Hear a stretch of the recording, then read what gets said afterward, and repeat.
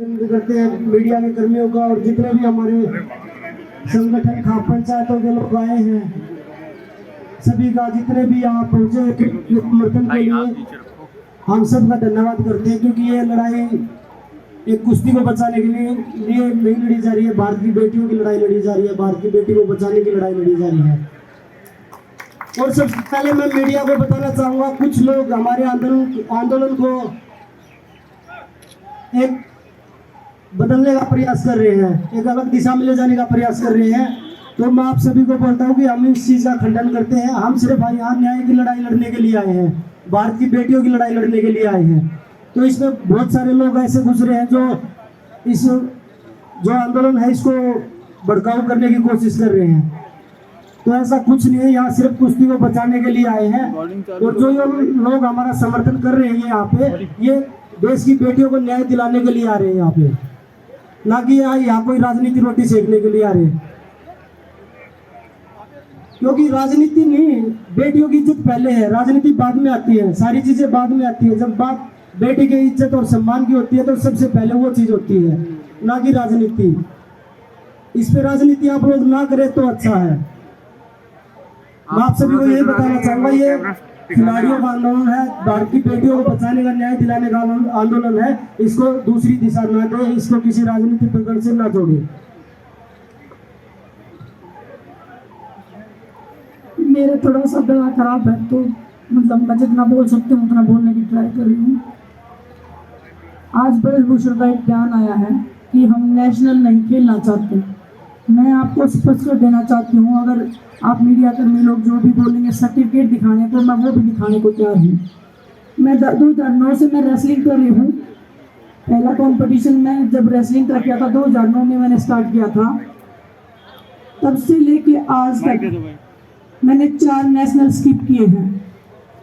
Rio Olympic में जब मेरे को चोट लग गई थी, पहला वो नेशनल था जो मैंने स्किप किया था क्योंकि मेरे को चोट लगी हुई थी, मेरा ऑपरेशन था। दूसरा नेशनल मैंने स्किप किया था टोक्यो के टाइम पे जब कोविड चल रहा था। वो जब उस साल तो देश की हालत बहुत खराब थी, मेरे को खुद कोविड हो रखा था, तो वो मेरा दूसरा नेशनल था जो मैंने स्किप किया था।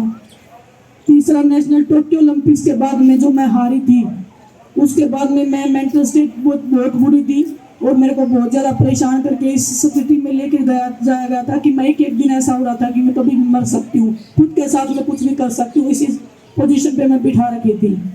चौथा नेशनल मैंने स्किप किया था इस साल जब वर्ल्ड चैंपियनशिप के ट्रायल हुए थे।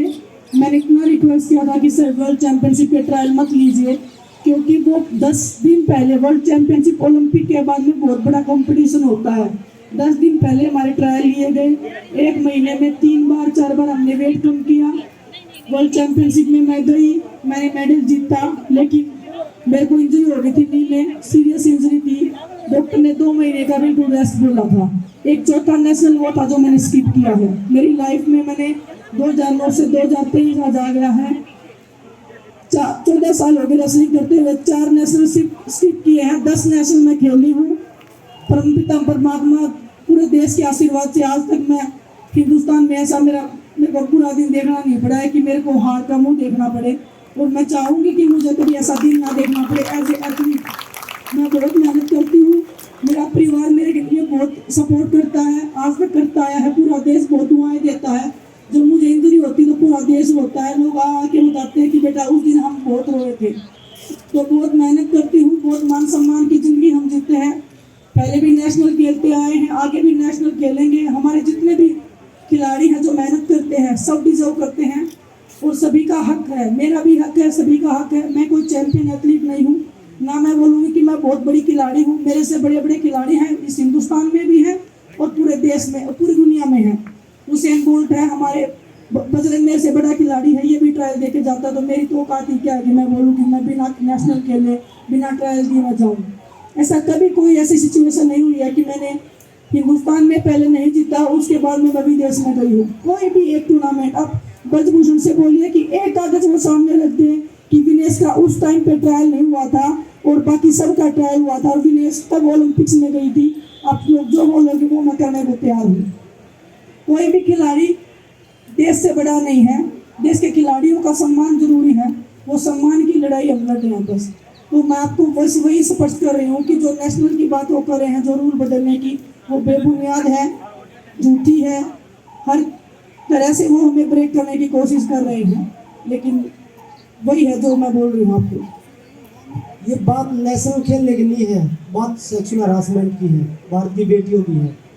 ये नहीं कि भाई नेशनल नहीं खेल रहे वो खिलाड़ी, खेलना अलग हो गया, खेल अलग हो गया। इस चीज़ से जब सेक्सुअल हरासमेंट हो रहा है, आप पे एलिगेशन लगे, आप उनका जवाब दीजिए। अब मैं आप मीडिया के माध्यम से एक सवाल पूछना चाहूँगा ब्रजभूषण जी से। उन्होंने बोला कि एक खिलाड़ी तो ऐसी है जो नाबालिग है और उसने बयान दिए हैं, उनको कैसे पता चला ये चीज़? सबसे पहला सवाल तो उनसे ये है, उनको कैसे पता चला कि एक नाबालिग है और वो उस कमेटी में बयान नहीं दिया, उसने पुलिस के सामने कंप्लेंट दी है? सबसे पहले मैं आप लोगों के माध्यम से ये सवाल ब्रजभूषण से पूछना चाहता हूँ, ये इन्फॉर्मेशन लड़कियों की कहाँ से लीक हुई है? जी कमेटी में कौन था और पुलिस में कंप्लेंट किसने दी है? ये सवाल मैं आप मीडिया के माध्यम से ब्रजभूषण से पूछना चाहता हूँ। ये लड़कियों की जो कॉन्फिडेंशियली चीज़ें थी, प्राइवेसी थी, वो कहाँ पे सुरक्षित है? जो हमने आपसे पूछे हैं, आपके माध्यम से पूछे हैं कि जो इंफॉर्मेशन लीक हुई है, वो बोल रही है वो नाबालिग लड़की और साइड कमेटी में जो बयान हुए वो नहीं थी और पुलिस कंप्लेंट में वो आई है, तो वो ये इन्फॉर्मेशन कहाँ से लीक हुई है, इनका जवाब ब्रजभूषण को देना होगा। और ये बेटियों के सम्मान की बात है, कुश्ती की बात है। ये नेशनल चैंपियनशिप या बिना ट्रायल बाहर जाने की बात नहीं है। आज तक उन्हीं से पूछिए कि अगर कोई खिलाड़ी गया बिना ट्रायल के तो क्यों नहीं दिया आपने ट्रायल, ये उन्हीं से पूछिए ये चीज़ें, ना कि खिलाड़ी से पूछिए। क्यों देते हो आप खिलाड़ियों को छूट? ये खिलाड़ियों का नहीं है, खिलाड़ी उनके ये नहीं बोलते कि मैं बिना ट्रायल जाऊंगा। आप क्यों देते हैं फिर उनको? ट्रायल लीजिए आप। साल में 2 ट्रायल होती हैं, एशियन गेम्स के लिए, एशियन चैंपियनशिप के लिए, वर्ल्ड चैंपियनशिप के लिए, दोनों ट्रायल हम दे के जाते हैं। आज तक कोई भी ऐसी ट्रायल हो जो नहीं दे के गए हो?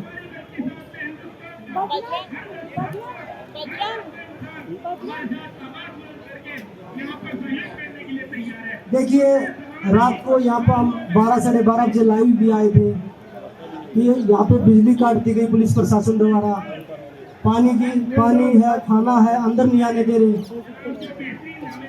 गद्दे मंगवाए थे, बेड मंगवाए थे, तख्त मंगवाए थे, वो बाहर निकलवा दिए। जो वो वर्कर लेके आए थे उनमें से एक वर्कर अब तक घर नहीं पहुंचा है। पुलिस प्रशासन हर तरह से खिलाड़ियों के साथ गलत व्यवहार कर रहा है, दुर्व्यवहार कर रहा है। तो ये सारी चीज़ें खिलाड़ियों को देखने को मिल रही है। देश के खिलाड़ियों का सम्मान है हमारे देश में। राजनीति से बढ़कर पुलिस प्रशासन जो दुर्व्यवहार कर रहा है, मुझे नहीं लगता कि इसमें ऐसा व्यवहार करना चाहिए। जो खिलाड़ियों को इतना मेडल जीते तब ऐसा होता है, तो फिर उसमें उन मेडलों का फायदा नहीं है कि हमने देश के लिए मेडल जीते हैं।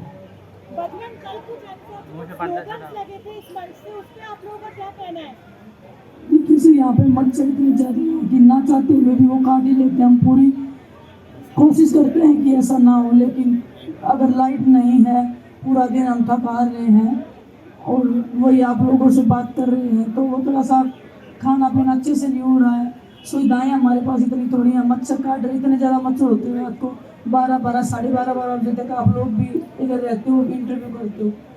तो बस वही है कि पुलिस प्रशासन को थोड़ा सा आम आदमी के हिसाब से देखना चाहिए। हमें एक अच्छा ट्रीट तो कर ही सकते हैं कि एक आदमी का जो अधिकार है, संवैधानिक देश में हम रहते हैं, दो इतना तो वो कर ही सकते हैं कि हमें लाइट, पानी, बिजली की तो सुविधा देगी। एक मैं अपनी तरफ से बोलना चाहती हूँ कि एक बार उन्होंने बयान दिया था कि खिलाड़ी मुझे विदेश भेजना चाहते हैं। हम कोई नहीं है विदेश भेजने वाले या कहीं पे भेजने वाले, उनके कर्म हैं जो उनको लेके जाएंगे। अच्छे कर्म करोगे तो ये देश आपको मान सम्मान देगा, गलत कर्म करोगे तो ये परमात्मा आपको सजा देगा, और वो सजा उसको मिलनी चाहिए। बस हमारा एक ही है कि हमें न्याय मिलना चाहिए।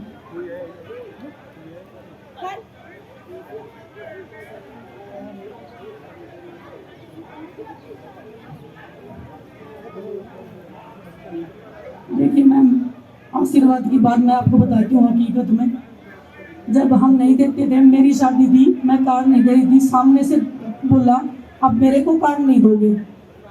वो छोटी छोटी बातें, वो जबरदस्ती कार्ड लेते थे, अगर नहीं देते तो वो टॉर्चर करते थे कि तुम्हारी इतनी हिम्मत, तुम्हारी इतनी औकात, तुम हमें इनवाइट नहीं करोगे।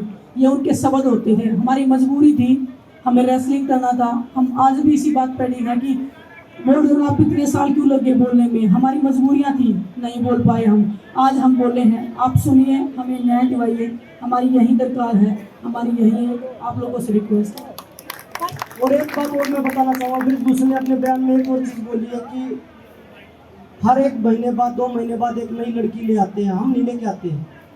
आपने कितनी लड़कियों के साथ किया, वो लड़कियां हिम्मत करके आगे आ रही हैं। धन्यवाद आप सभी का यहाँ आने के लिए, थैंक यू सो मच।